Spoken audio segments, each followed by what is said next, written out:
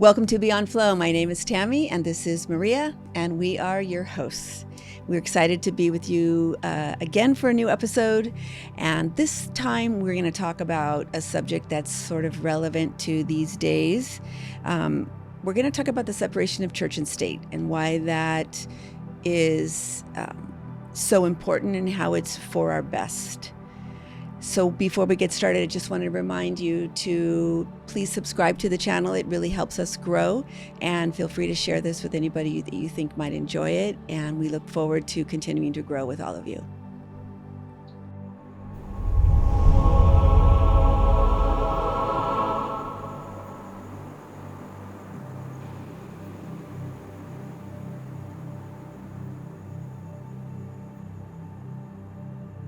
So this subject, this kind of came up because of something that I read from Paramahansa Yogananda, which I'll read it in a little bit, that was talking about education and spirituality and religion and that whole subject. So, as we kind of talked briefly about this idea, kind of wanted to first line out a reminder about, not a history lesson, but a reminder about why, especially here in the U.S., what was the whole purpose behind the separation of church and state, right?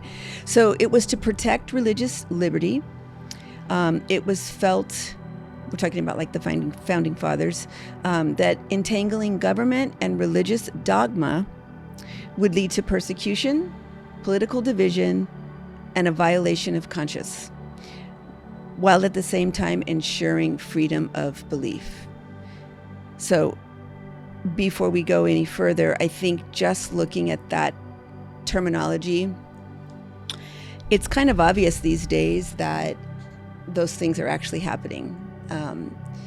Persecution, political division, using religious dogma as part of that. So we can already kind of see before our eyes that it doesn't work, and it's not creating a loving environment. It's not creating tolerance and human dignity. It's doing the opposite. And, I think the thing that's happening in some of the states with this mandate of posting the 10 Commandments. I didn't know what is so that? Yeah, there's like some laws that were passed. I know Texas is one of them, where they're required to post the 10 Commandments in schools. And I believe it's donated images or... But is it in all schools and public schools? Public schools. Or just really like... No, Catholic, in public schools. in public schools. Okay. And, I think what it's doing, it's promoting particular religious concepts that not maybe everyone's going to relate to or connect with or even understand, coming from all the diversity that the Americans and those that live here have. There's such diversity, which makes us amazing. It makes us grow and not be so one-dimensional. But, it's almost like, to me, it's trying to promote like a national religion. And I think that is the opposite of unity. It's separation. And so I think that's a big thing that we're dealing with, that's taking us backwards. And why, can I ask, why do you feel so passionate about this particular? Because when I read, which I will read it from Yogananda's writings, it was like, I think from like 1925, and he was talking about a balanced life. Well, I can read it. Okay. Yeah. And it was, so he was talking about religion and how living a balanced life means not getting so extreme in our connection to our beliefs in terms of that exclusion from others. And how he was talking a little bit about the schools in India and schools in the U.S. and the difference between how there's more of a spiritual emphasis in India, and in the U.S. there's more of a education in terms of like math and reading and writing and sports and these kinds of things, and that there's not really a balance, you know.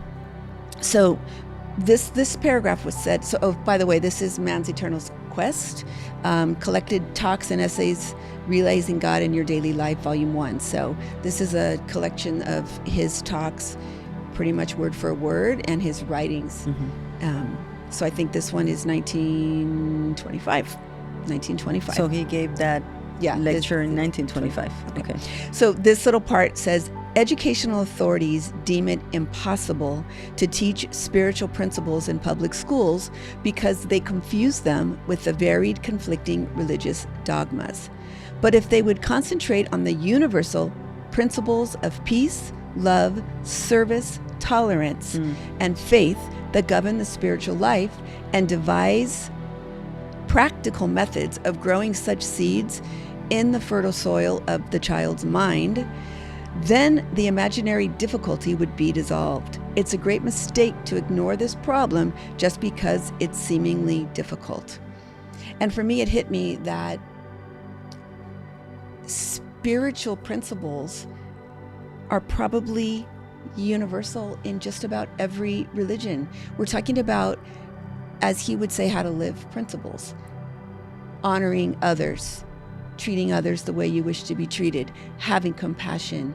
And so those are spiritual teachings that belong in education. They're not related to specific religious dogma. And the word dogma is the clearing point here that begins to separate and begins to say, you must think the way I think, you must do the way I do.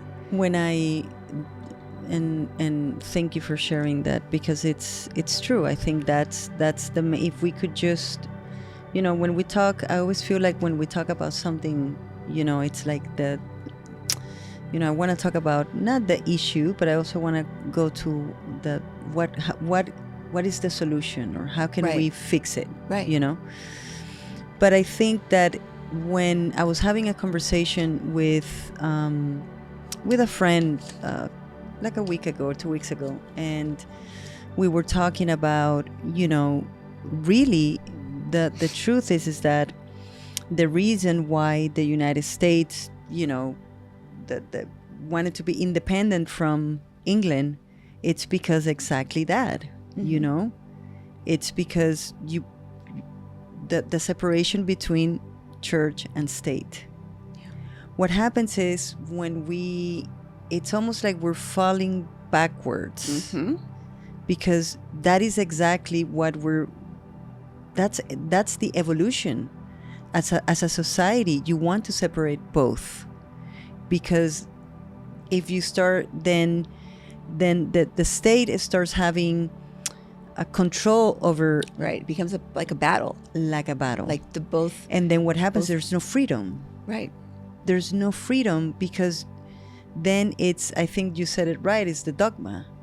And so I wrote something, and of course, before having this conversation, I think I can be a little bit more passionate about the political aspect, and not because it's just political.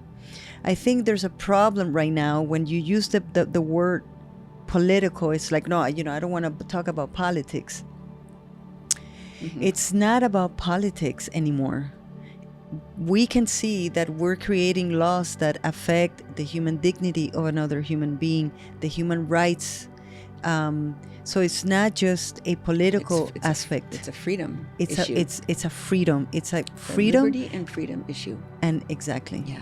So I wanted to read something because it's also the human consciousness where we're at. And we can't turn, our head the other way and pretend, well, since that doesn't affect me, then, because it does affect you. Exactly. And it does affect not only the community, but it affects us as a whole. So I wrote this, like I said, I didn't want to be too political about it, because then it becomes, I don't want it to defeat the purpose. And then, so when we talk about church and state, what we're really talking about is two different forms of power that shape the human experience. So that right there, like when I went into it shapes our human experience. So in one is the outer structure, the laws, the systems, and the institutions that organize the physical world. That is the state, the realm of order, responsibility, and collective agreement. The other is the inner structure, which is the heart, the spirit, the place where the truth is felt rather than enforced. That is the church. Not a building, but a space within us where we meet that is sacred. So, within us. Yeah. So there's another part that I want to say. So this is the part that I think it's important. So the real wisdom comes when we understand that both have a purpose, but neither is meant to control the other. So that is what I wanted to say. It's the church is not meant to control the state, and the state is not supposed to control the church. That's what the separation has to exist. And my question, because we can understand it and we can analyze it, but how do you think we can really, from a practical, well, first of all, two questions. How do you think it's affecting humanity here? And how can we do something to transform it? Well, I think, for me, what I feel happens is, and I grew up in a conservative Christian home, and that's all great. There's no issue. It's just that we're dealing with something that's trying to overtake everybody else's beliefs and not leave room for an openness, an open conversation, and an understanding of each other. And I think what happens is we say, I want freedom of religion. I want to have what I believe to be taught to my kids in school. But the problem is that that's what you want to receive, but I don't know if everyone's willing to give that to the other. And I think that's the confusion. Can you say that again? So I think that we're willing to say, I want my kids to be exposed to my religion in school. But if we ask, can all the others be also honored? We really don't. We don't really want that. So it's not freedom and liberty. It's only one-sided. So do you think that we're using Christianity in a way that's, for what? What is to make my I think it's my laws, and that that can take away rights? Yeah, I mean, I think it's in a sense kind of a moral control. And the problem is that I don't feel that there's a grounded morality behind the negative side of this. It's not, I wrote, it's not, most spiritual practices or spiritual teachings believe in the power of silence, believe in a form of prayer, maybe meditation, contemplation of spiritual ideas, books and guidance and teachers, sending love and energy to others, having compassion, treating others the way you wish to be treated, freedom of thought and expression, human dignity. Like, there's not a solid spiritual teaching that's not going to agree with all of that. But I think what happens is it's not being applied fairly or truly like this. It's more discrimination. You practice that, it's wrong. You look like that, it's wrong, because it's making everything look a certain way and only one way, because as the candle we're having here, fear no more, because it's fearful to others to be open. It's fear-based. Fear-based, to be open to a unity of all. And what can I learn from you? And how can I understand you? And it's fear, because I don't have the power. And I think that's been that way forever with religious power, as you talked about, those two struggles. I think it's shown itself in terrible times in the past, and unfortunately, it's rearing its ugly head right now. And we can't accept that. We have to treat each other with dignity. We're spiritual beings having a human experience, and we have to take time to not negate each other, but to remember our essence and our souls, instead of focusing on what makes us different, what makes us the same, because there's so much more that is similar than different. Yeah. No, that's... And I think education, when he talked about that, I said, it's so important, because, he talks about how teachers hold such an important role in children's lives. They're molding their brains and their thought processes. I mean, I go back to my grade school teacher experience, shaped for sure who I am, and thank God, I'm happy about those things. It's not something I had to turn away from. I get reminded to, and go back to environmental understanding, caring for others, indigenous peoples, freedom, these things. And so I think teachers hold such an important role. So these concepts, they really need to be deeply understood and not dictated by people that are not operating from a moral place. Why do you think a lot of people cannot see that it's a problem? Because we're selfish. Because the first thought is, as long as I'm getting what I need and what my kids want, it's fine. And so that doesn't balance with the other.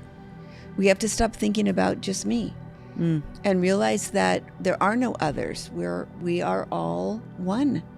And I think that's I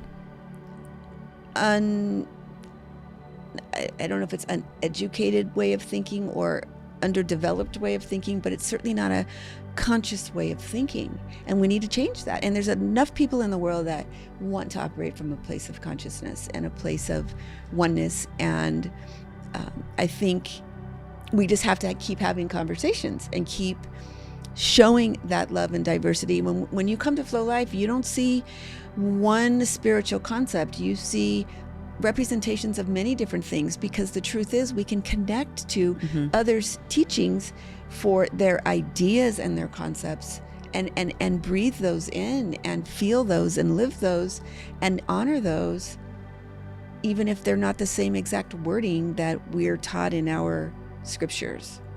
Amazing. So that's the I think I wrote something. I don't know if you want to add something. Sure. But so when I said the real wisdom comes when we understand that both have a purpose, but neither is meant to control the other, because the state can shape our environment, but only spirit can shape our consciousness. And I thought that was powerful. So no government can give you your soul, and no institution can take it away. Wow. So the connection to the divine, that's what's yours. So I think it's understanding also that part of for me, when I try to understand it from not just the political side, which it is political, because even church, it's political, but to just maybe having that consciousness that it really that on the big way, okay, it's, you know, the separation between church and state, but then where are we separating? Where are we doing exactly that? Right. You know, and so that's where the connection to the divine, to God, to spirit, no matter what, that is where it takes you to a higher frequency, Yeah. to that higher love. And so I think that is, you know, the hope that people can see that it matters. Yeah. Operating from love and put fear behind you. It's not a good driver of the ship. Yeah. And Yeah. hopefully, you know, more people awake to that understanding Yeah.